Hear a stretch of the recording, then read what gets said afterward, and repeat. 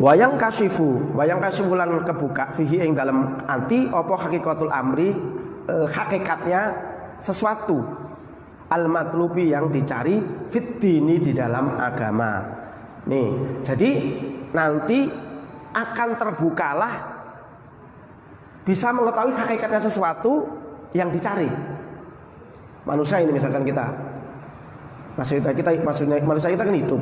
Hidup itu tujuannya apa? Sekarang, berarti tujuannya untuk beribadah. Beribadah itu apa? Itu lama-lama ketika mengetahui hakikat itu santai. Orang bisa di dunia ini bisa merasakan susah. Itu karena hatinya itu belum bisa, asal mahmudah itu belum bisa membekas hati. Banyak punya utang 500.000 aja udah laporan, temannya tahu semua. Gitu. Sedangkan banyak orang yang ya dia tetap memikirkan, tapi tidak dia membuat dia sedih. Baru mau bayar listrik aja udah puyeng. Kan ada orang yang bayar listrik belum bayar listrik juga santai aja. Tapi kenapa kita puyeng?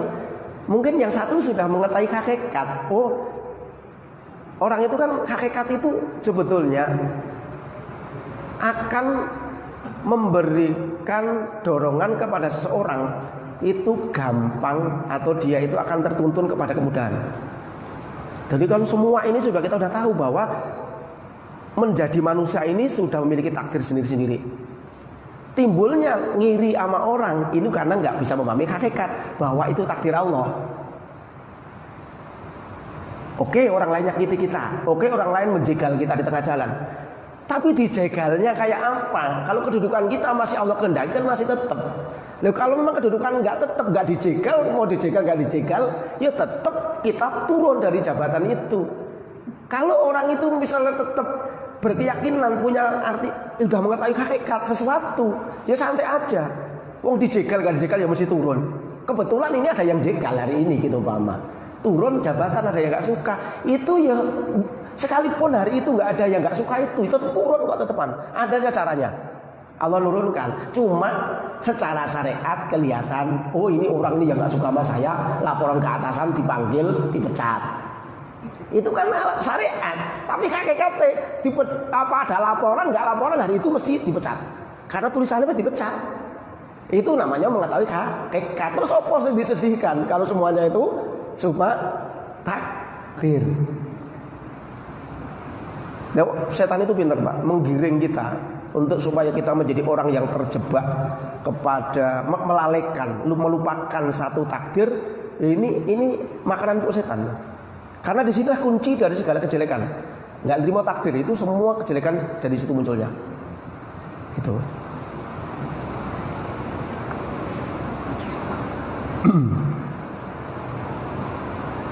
Wa ila mithli hadzal qalbi lan maring sepadane ikilah ati al isyaratu utawi isyarah biqauli kelawan pengendikane Kanjeng Nabi Muhammad sallallahu alaihi wasallam sallallahu alaihi nabi rahmat adil sallallahu alaihi ing atase Kanjeng Nabi Muhammad sallallahu alaihi wasallam. Wasallam lan keselamatan paring keselamatan sapa Gusti Allah ing Kanjeng Nabi Muhammad. Dan sebagaimana yang sama dengan contoh hati ini, yaitu apa yang disampaikan yang telah diisyarahkan berita ini oleh Kanjeng Nabi Muhammad sallallahu alaihi wasallam. Idza aradallahu bi'abdin khairan ja'ala lahu wa'idhan min qalbih. Idza arada nalikane ngarepake, jika berkehendak sapa Allah Gusti Allah bi'abdin kelawan hamba, atas hambanya khairan iku bagusan. Kalau Allah sudah mengendaki hamba itu menjadi baik, ja'ala pasti Allah akan menjadikan lahu marik abad tadi wa'idhon ing kang mituturi, yang menasihati min qalbi, dari hatine orang tadi. Jadi ini gini, sekarang kita itu sebetulnya ngaji ini mencari pembisik-pembisik. Dari pembisik sebenarnya kita itu. Kan ketika kita ngaji, kita dapat ilmu. Kalau orang dikehendaki baik, pasti ingat ngajinya kalau mau maksiat. Ketika mau minum apa? Minum khamr. Seperti Pak Ustaz Misbah atau Pak Ustaz Taufik coba. Sekalipun nggak ada saya, nggak ada kiainya, nggak ada temennya, nggak ada atasannya, suruh minum nggak berani. Karena apa? Artinya yang menasihati jangan minum. Kamu jangan minum, itu dosa. Loh, yang ngomong siapa itu? Ya hatinya tadi yang ngomong memberikan nasihat kepada dia. Jangan minum, itu perbuatan dosa. Berarti wa'idun, orang yang dikehendaki Allah kebaikan dunia dan akhirat, maka akan menjadikan hatinya tadi selalu menasihati dia. Jadi dirinya menasihati dirinya. Nah, orang munculnya wa'idun tadi, ya karena menjalankan atau melakukan atau menjalankan syariat. Bagaimana? Ya mencari ilmu agar nanti ilmunya tadi nasihatin terus. Ini yang sudah ngaji mungkin seperti itu, pengen nasihat itu sudah kayak domel-domelin, ngomel-ngomelin sendiri gitu kan. Kalau domel-domelin sendiri nggak mempan, kenyataan mukanya Mas Omar tuh Mas Omar gitu. Itu berarti wa'idun dia. Itu berarti dikehendaki baikan. Maka berapa banyak sekarang hati kita selama ini sudah nasihatin kita. Kita selama ini nggak mabuk. Karena ketika dengarkan innamal khamru wal misiru wal ansabu wal azlamu rijsum min amali syaitan. Wes tahu hukum bahwa mabuk judi itu pekerjaan setan. Kemudian setelah tahu itu Allah memberikan manfaat. Maka hati kita ketika kita melihat minuman nggak mau minum karena apa? Jangan minum. Hati kita ada yang ngingetin, yaitu hati kita yang justru yang memberikan nasihat. Jangan minum, jangan ini, jangan lakukan ini. Jadi banyak sekali. Udah waktunya sholat zuhur, ayo cepet jamaah, cepet sholat, tinggalin dulu itu pekerjaannya, dan gitu. Itu kan muncul sendiri, Pak. Ya, merasa nggak dinasihati sama diri kita, hati kita? Jadi Allah menjadikan nasihat min qalbi. Jadi kita dinasihati oleh apa yang ada di dalam kita. Entah yang nasihati siapa itu. Itu nyata ya. Nah kadang orang udah tertuntun sendiri dengan keadaan dia. Nah ngaji inilah termasuk salah satunya di antara mencari wa'idhan tadi yang nanti sewaktu-waktu kita dalam keadaan sendiri, maka akan muncul nasihat itu. Kamu jangan begini, jangan begitu, ngeluh nggak bagus dan lain-lain. Makanya di sini, idza aradallahu bi'abdin khairan, ja'ala lahu wa'idhan min qalbi. Wa biqauli sallallahu alaihi wasallam, wa biqauli lan kelawan pengertian kanjeng Nabi Muhammad sallallahu alaihi wasallam. Man kana lahu min qalbi wa'idun kana alaihi minallahi hafizun. Man kana man utawi sampeyan wong iku kana ana iku lha keduwe wong min qalbi saking atine wong. Apa wangidun? Kang nasihati kana mongko ana apa ngali ngatasé wong minallahi saking Gusti Allah. Apa habidun kang reksa. Barang siapa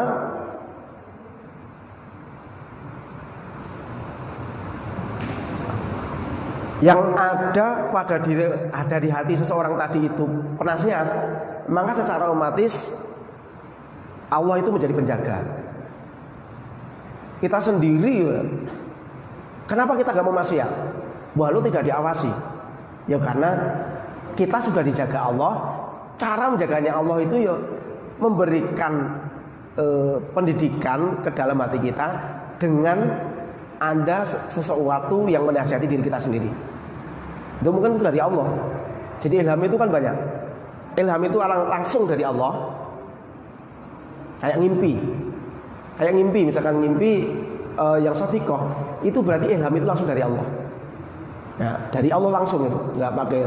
Kadang-kadang kita muncul sesuatu yang langsung dari Allah. Ya manusia ini memang kadang-kadang diilhami Allah langsung, nggak pakai malaikat. Ilham itu ada yang malaikat, Allah, ada ilham setan, ada ilham nafsu. Ada berapa nih kitab Minhajul Abidin? Ada 4 ya. Dari Allah, dari malaikat, dari nafsu, dari setan. Ada 4 itu ilham itu wujudnya itu.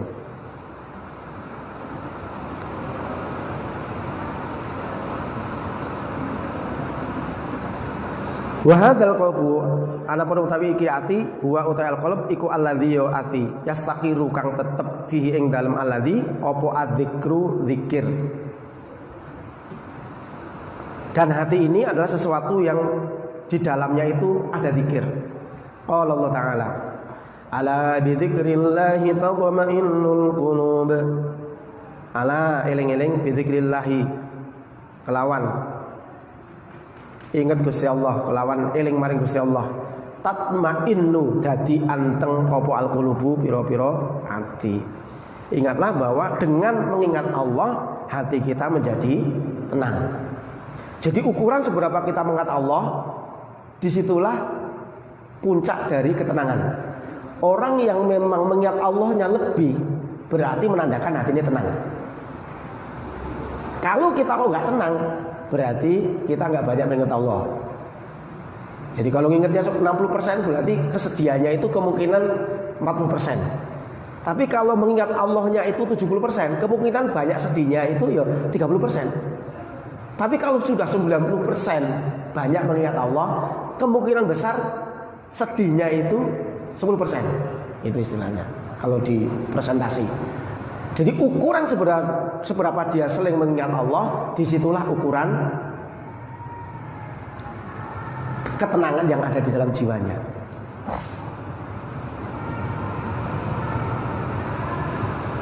Wa amal atharun utawi labet ada penutawi bekas al madmumatu yang tercela iku fa inna mangko utawi atharu al madmumah iku mithlu dukhanin sebab itu seperti atau sepadane kukus. Dukhan itu kayak kebul, apa asap ya kukus itu. Mudlimin yang menggelapkan, metengi. Yataso'adu, mudlimin itu yang gelap. Yataso'adu yang naik. Ila mir'atil qalbi maring kaca apa? Pengilon, kaca cermin ati. Wala yazanu lan ora barbar, tidak henti-hentinya. Iku ya taro kamu tumpo-tumpo, numpuk-numpuk, bertubi-tubi. Ngalihi ing atase qalb.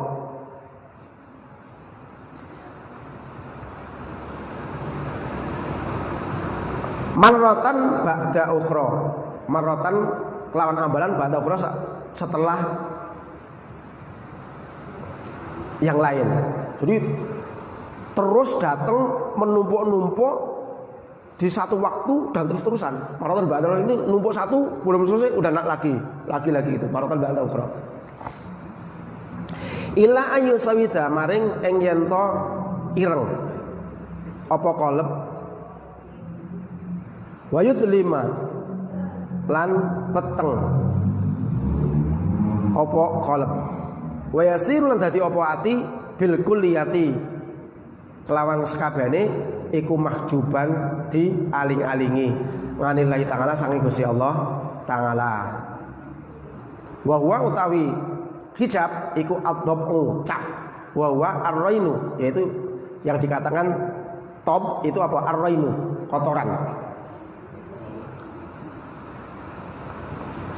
Adapun bekas yang tidak terpuji, maka bekas terpuji tadi itu diumpamakan dengan dukhon, kukus. Dengan apa? Asap. Asap yang tebal, yang gelap.